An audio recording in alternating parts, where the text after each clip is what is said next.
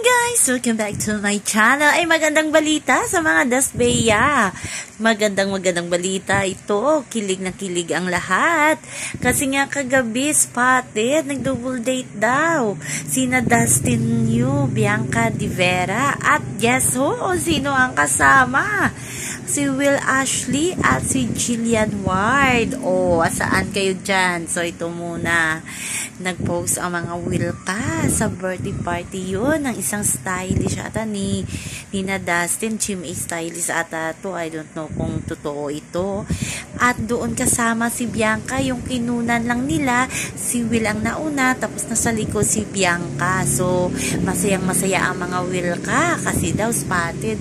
Di nila kinuha na si Dustin pala ang katabi ni Bianca.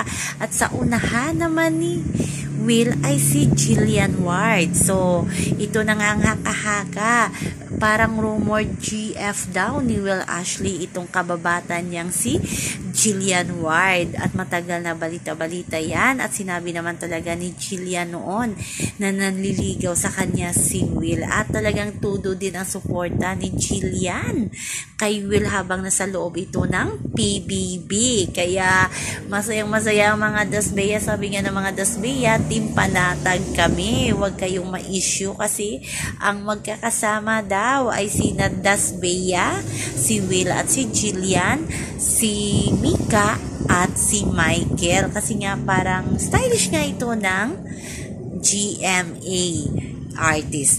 So, ito naman sa interview naman ni Will, talagang klinaro talaga ni Will na walang love triangle sa kanilang dalawa, sa kanilang tatlo ni Bianca at Dustin. Sinabi nga din ni Will na support niya ang relasyon ng dalawa mapaloob man or labas ng PBB house. So, sa mga Will ka dyan, paano yan?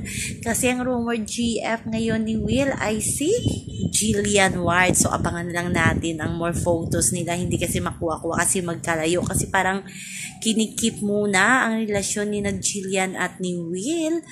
Diba? So, hindi nga gines si Jillian sa loob ng PBB. Kaya, secret daw muna yung relasyon ng dalawa para sa kanilang mga career. Kasi may love team dito si Jillian. At si Will ay ganun din. Kaya, abangan na lang natin, guys.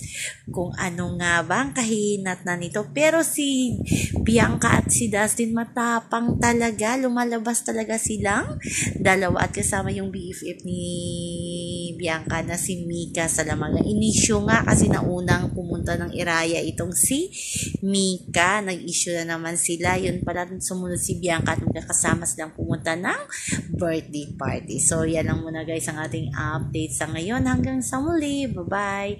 Also remember, wag po tayo magpaka-stress.